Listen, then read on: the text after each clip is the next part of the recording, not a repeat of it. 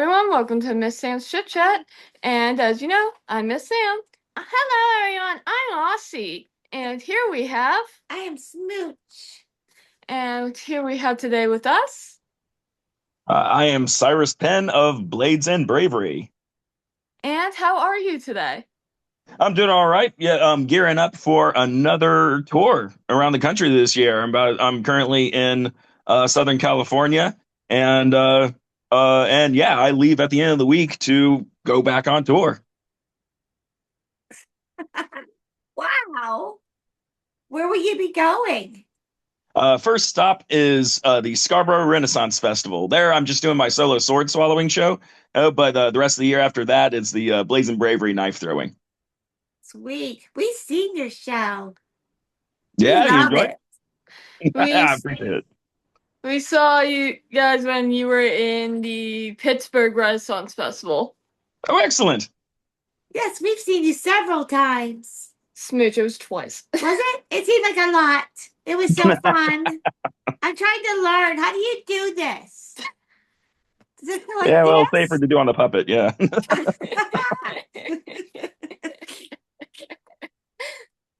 um, because I saw that you were in the Virginia Tech Fencing Club, what was your first memory with swords?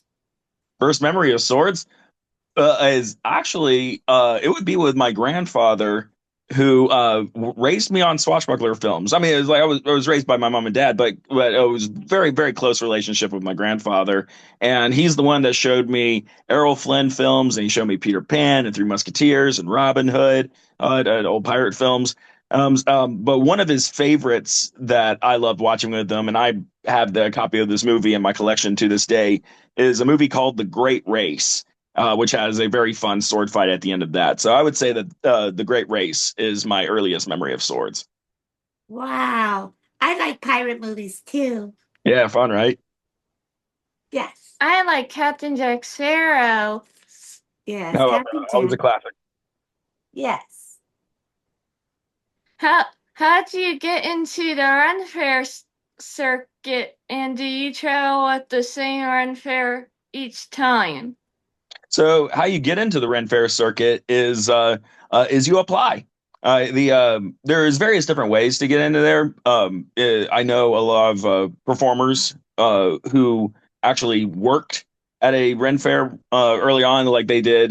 They worked in one of the shops, or they were on cast and they were working long enough and building up their act, or learning what they wanted to do. Because some get into there not knowing what they want to do; they just know that they want to work at a Renaissance festival, and they rise through the ranks.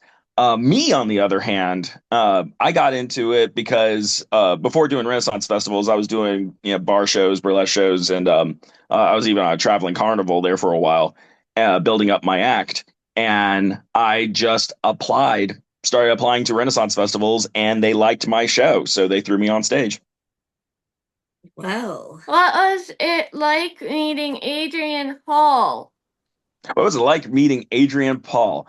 That I try to be so like reserved and calm and cool headed when it comes to meeting celebrities, because I've met a few celebrities in my time, but him, I lost the battle. Like, I was nerding out so hard because watching Highlander growing up, that was another like core memory for swords for me, and especially like my mentor who I trained with while in California, Anthony DeLongis.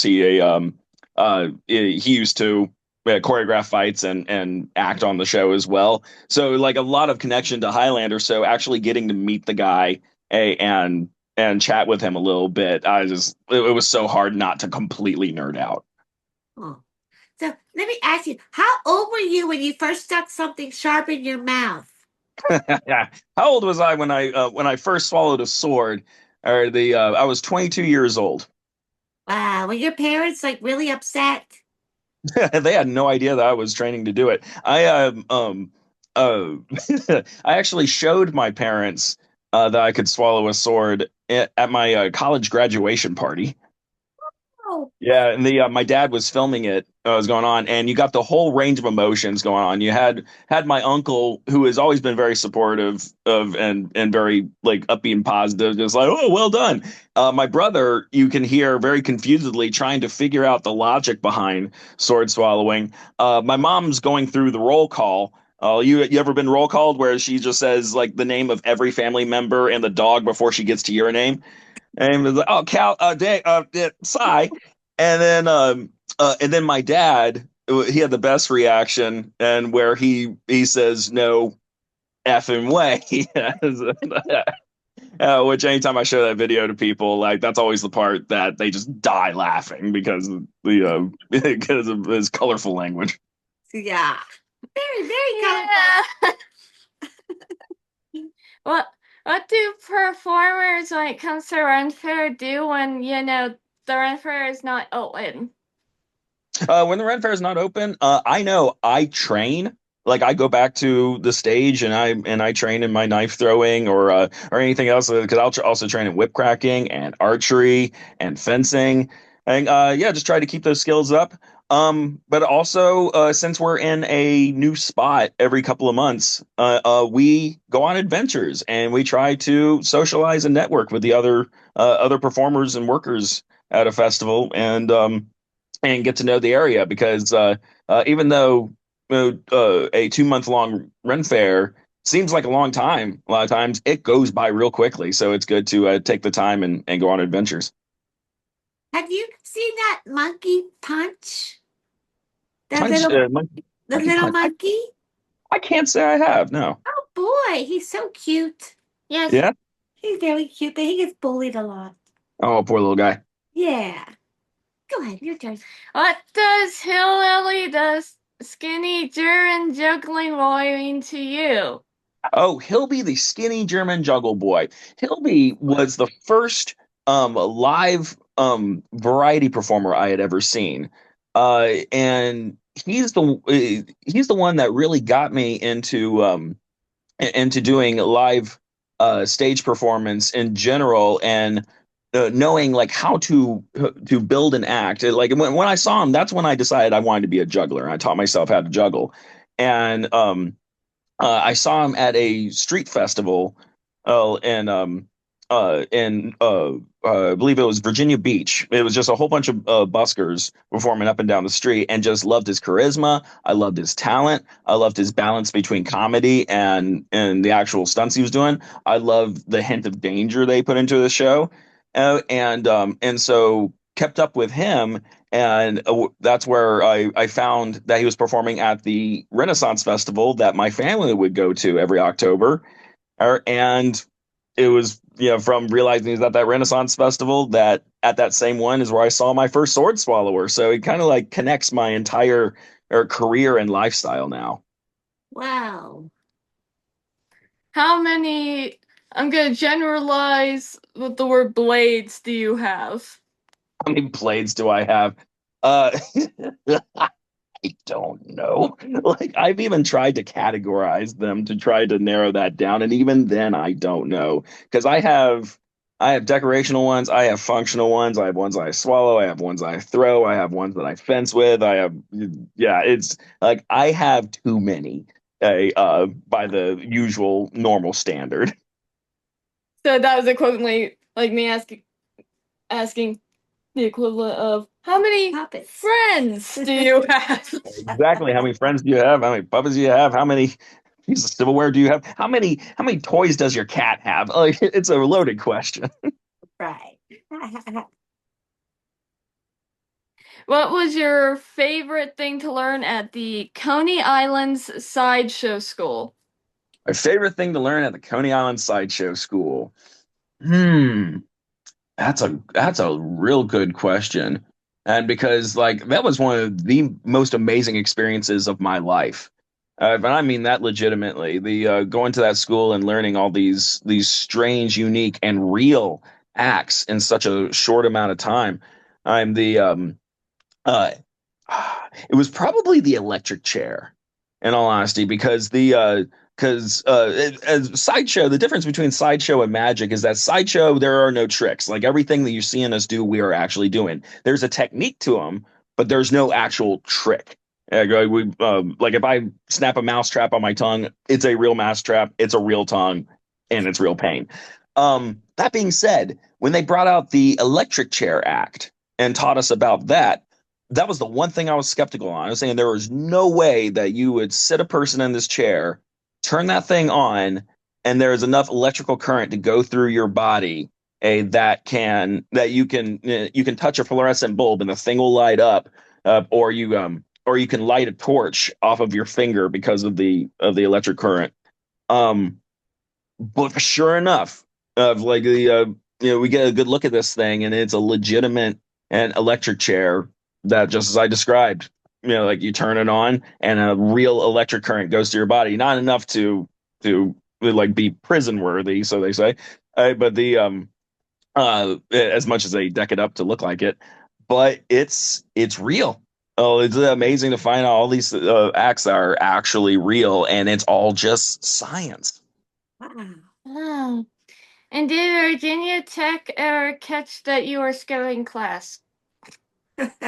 Oh, did Virginia Tech ever catch I was skipping class? Yes, actually. Interestingly enough, the because I was pretty good about attendance. At least throughout my theater classes, like in the electives, like I would skip from time to time because I wasn't interested. I couldn't like really catch on. But when it came to the at the very end of college, when I that's around the time I learned to swallow a sword, and my supervisor encouraged me to keep a focus on live variety theater, doing circus and vaudeville.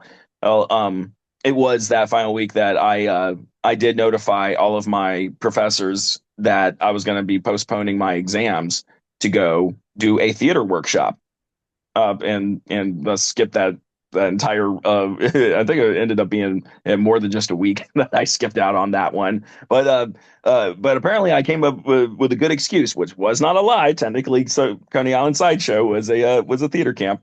Um, they and they accepted me to skip out all that time. Oh. Which is your least favorite sword to use? My least favorite sword to use. Hmm. Least favorite sword to use would probably be. I had this one, and I had this one Chris, as that was a Chris is a the wiggly sword that I use that makes my throat vibrate. I had this Mhm. one a long time ago where the curves on it were way too big, way too drastic, and it was way too thick, and that just did not feel good whatsoever, going down my throat and even coming out. Like it, yeah, that one I did not. I only performed with a couple of times and realized, nope, nope, that's not going to work. I Mhm. can't. I got to find a different sword. Cool. Can you? No, wait, wrong question. No, wait, that's my question. Can you tell us a bit about, because you labeled one of your talents as a human blockhead? Can you tell us about that?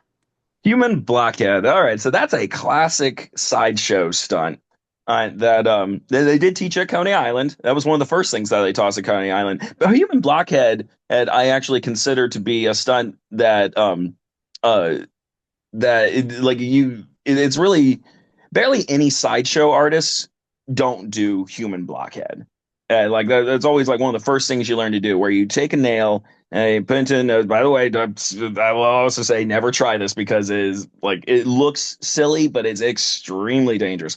You put a nail into your nose and you can either push it straight back into there or into the nasal cavity, or as the act goes is you take a hammer and you hammer it into the back of your head, essentially. And yeah, it does not feel good. I'll tell you that. A lot of accidents can occur through that, but it's so freaky and it looks so good in pictures and video, and the audience reactions are absolutely fantastic. That's why so many sideshow artists do it. So yeah, thanks to to the ever famous Melvin Burkhart, who was the first one to really make it into an act, hammering a nail into his face, and I believe it was Robert Ripley of Ripley's Believe It or Not who actually coined the phrase "human blockhead" for Melvin Burkhart. Well, What was it like to get picked by Darn Dangerous D Mouth to perform at Ozfest? That was a career making moment. The yeah, Darren Malfi, aka Dangerous D, he still performs too. The uh because that was I was still living in Virginia at the time. I hadn't made it out to California. I haven't decided to make uh sword swallowing sideshow and circus my full-time career just yet. And I saw the application to perform at Ozfest in California. It was definitely a gig that I was going to be paying to do. Like the amount I was getting paid was not going to really even cover the plane ticket. Um, but I just knew that it was going to be an experience that was going to change my life and the people I was going to meet, and it was absolute thrill. And when I went there, I was a part of a troupe of 50 performers, 50 sideshow performers. That's more sideshow performers than I think have ever like been gathered in one spot for a gig, for that matter. I mean, there's definitely conventions, but actually been gathered for one gig. I don't. Yeah, I can't remember if there's a bigger gathering of that. So I got to meet a lot of amazing people, and I caught Darren's eye when I was there because he had just hired me at that point. That was just it. But I caught his eye, and he's the one who convinced me to move out to California to pursue this as a full time career. And the rest is history, as we can say. well, What led to the choice to do a theatrical show called Down the Hatch: The Tale of Sword Swallower? So yeah, down the hatch, Tale of a Sword Swallower. Idea that came to me uh, as a I got inspired by a friend of mine named Vixen DeVille. Oh, she's a aerialist, a sideshow performer, a burlesque dancer, a magician, an MC, just all around talented woman. But she had been performing for so long, and she did a show called Vixen DeVille Revealed, which just told about her experiences in the showbiz world and how she overcame certain challenges, and it's a very inspiring show to other people to follow their dreams and really build upon themselves. Thus, I was inspired too. So I made the show as a combination of my actual show that I perform and the storytelling of my experiences of like how I became a sword swallower, what I've done with it, and the answering a lot of questions was another uh, kind of grounding route into the show because you can probably suspect, I mean, as here we are, that when it comes to a career in sword swallowing, it does come with a lot of questions. So that was the inspiration behind that show. And how does it feel to be in the look to the hilt of a sword swallower, a history of sword swallowing? To be in the book to the hilt, a history of sword swallowing for sword swallowing. Man, that is such an honor to be a part of that book because sword swallowing is quite literally the oldest performance art. All right, like it is evidence of dating back to roughly 4 to 5 thousand years. And I think the other oldest one would be juggling.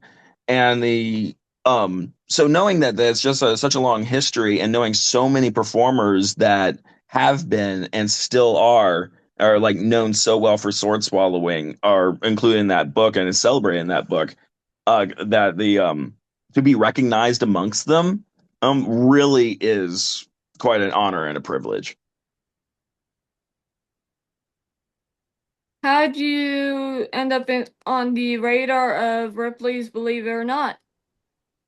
Oh, ending up on the radar of Ripley's Believe It or Not, the that happened through sword swallowing, particularly World Sword Swallowers Day. It's a thing, and yeah, once a year. It used to be that the Ripley's Believe It or Not museums would host World Sword Swallowers Day once a year, where like whoever the local sword swallowers are, or whoever wanted to travel to it, they would give live shows and demonstrations and it's for free, right, on that day at a Ripley's Believe It or Not museum.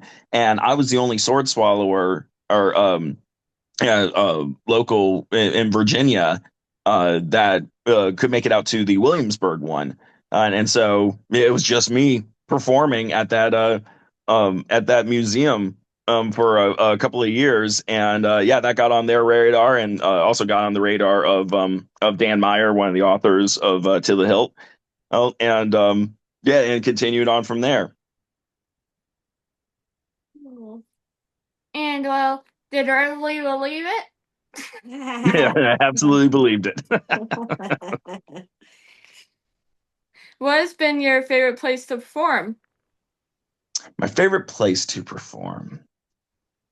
That's really hard to say. I was like, I'm definitely like I love performing at the Ren Fair, for sure. Because that's a stage where I've gotten to play around with the most. Like that's one of the beautiful things about Ren Fair is that they will let you really do your show your way. They won't like pick it apart like a lot of other venues will. But I don't know if I've really found my favorite place to perform yet, because I'm still expanding. Like I'm wanting to try out like an actual tent circus. I want to see if I can get onto a Las Vegas stage. I want to, yeah, and I'm so far I've performed like anywhere from the street to bar shows to the Ren Fair stages. So yeah, I can't really say that I have a favorite place to perform yet. I just wherever an audience will gather and sit and enjoy my show, that's where I like to do it.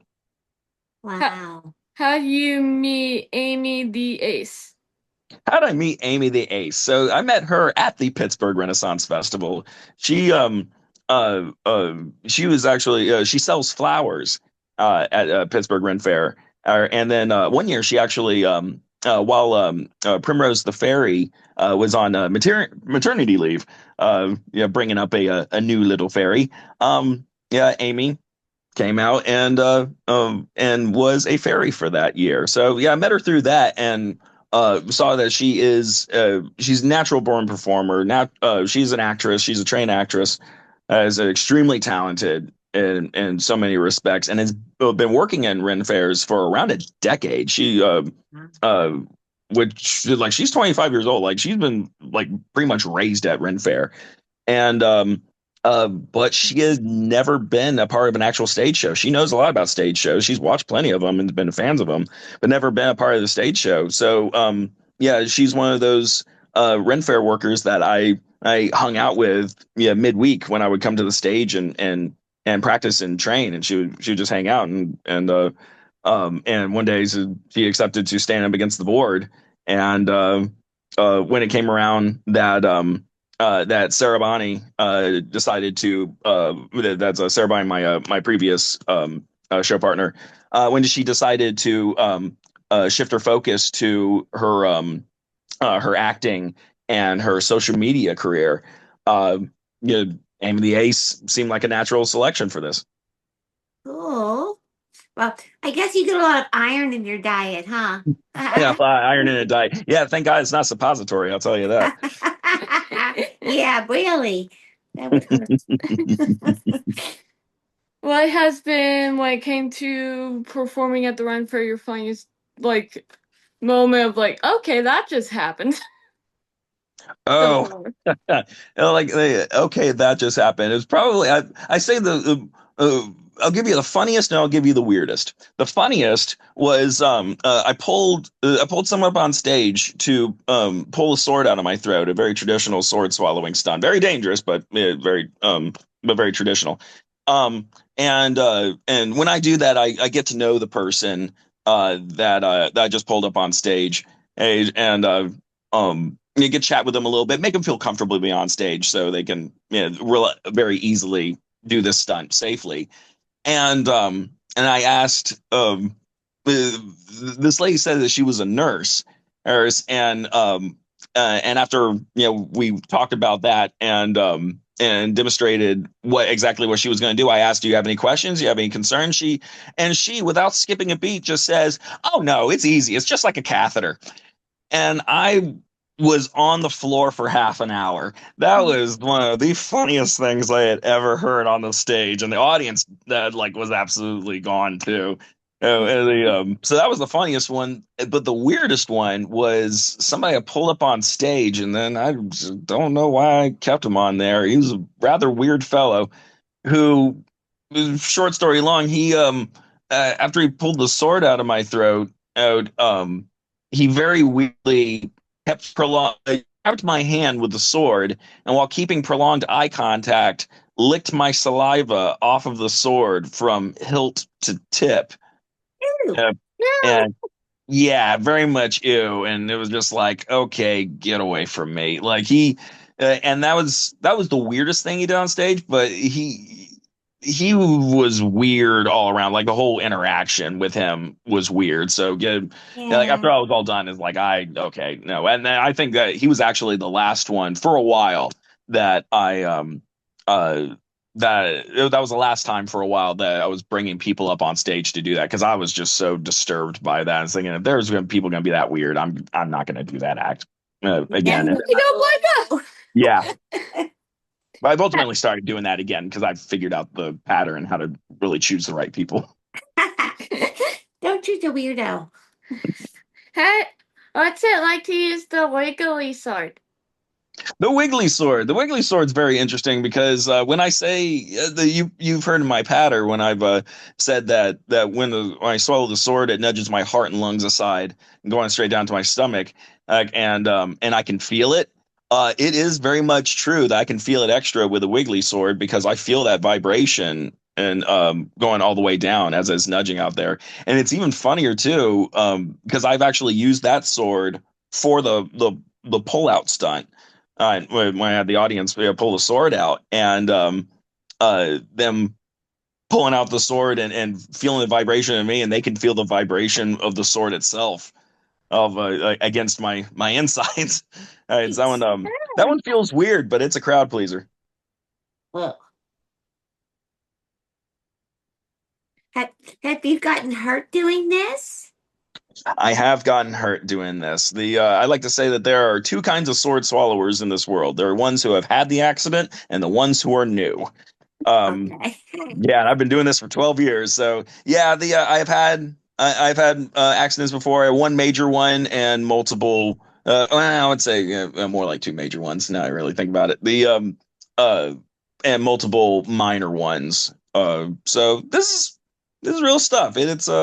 It's difficult. It's dangerous, and it's very real. And it's one of those things you have to accept that that's gonna it has to happen at some point. And when it does happen, it does give you clarity a of how careful you got to be for one thing, and the realism of what you're doing, and the importance of what you're doing. And it's one of the reasons that we do World Sword Swallowers Day to acknowledge those who have been injured, those who have died from sword swallowing, and the ones who have actually contributed to modern medicine with this skill.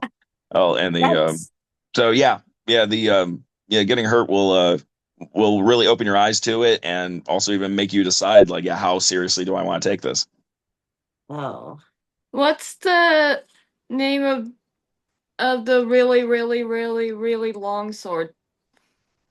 Oh, the one that I balance on the end of it. Yeah, that one I like to call the Wallace sword because quite literally it is an exact replica of the William Wallace greatsword that's hanging up in a museum in Scotland.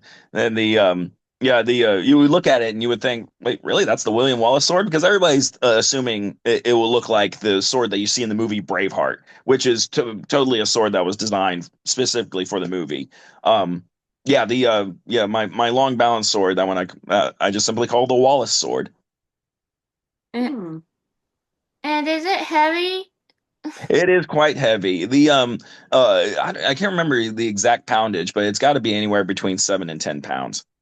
Eh. Oh. Yeah, it's not even the heaviest thing I've balanced on there. It's just the one I use in the show. Ah. What's it like at certain points having light bulbs as a food group? What's it like having light bulbs in a food group? Horrible for your teeth. I'll tell you that. That's one of the reasons why I stopped doing it. I Yeah, light bulbs. Like that was in my punk rock sideshow days, as where I was like basking in the audience being disturbed by what I am doing, and and again, that was back when I would do the human blockhead. I would snap mouse traps on my tongue. I would let people staple dollar bills to my body as a way of earning tips. Um, and but I was one of the few that would actually take a light bulb and bite into it like an apple and eat it, legitimately actually eat it. And um, yeah, I just like the only reason I would do it because is I would actually get to watch the audience reaction.